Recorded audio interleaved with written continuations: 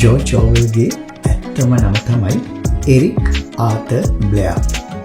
ඔහු බ්‍රිතාන්‍ය ජාතික නවකතාකරුවෙක්, මාධ්‍යවේදියෙක් සහ විචාරකයෙක්. ඒ වගේම තියුණු සමාජ විවරණයක් තිබුණු ඒකාධිපතිවාදයට එරෙහිව ලිවීම නිසා ප්‍රසිද්ධියට පත් වූ කෙනෙක්. මේ නවකතාවේ ජෝර්ජ් ඕවල්ගේ ප්‍රධාන සටන් පාඨ තුනකුත් අපට හමු වෙනවා. පළවෙනි සටන් පාඨය තමයි යුද්ධය යනු සාමයයි.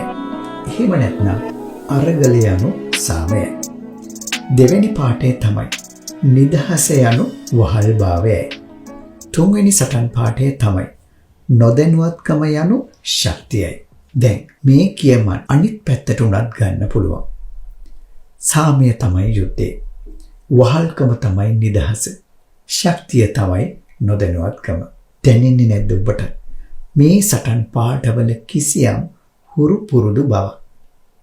ඉතින් අද අපි ජීවත් වෙන්නේ මෙන්න මේ වගේ පරස්පර විරෝධී පණිවිඩ හුවමාරු වන ලෝකයක. දැන් බිග් බ්‍රදර්ට අපව නිරීක්ෂණය කරන්න ටෙලිස්ක්‍රීන්ස් අවශ්‍ය නැහැ. මොකද අපිම මේ වැඩේ බිග් බ්‍රදර්ලාට කරලා දෙන නිසා.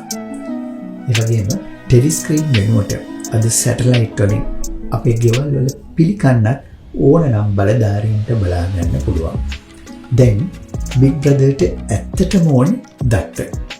ඉතින් අපේ දත්ත ගන්න බොරු කියන ගිරවුරලකට වැටුණු ගිරා පැටියට උන ඔටුනු පළඳන්න ජෝර්ජ් ඕවල්ගේ බිග් බ්‍රදර් දෙවතාවක් නොසිතාවි.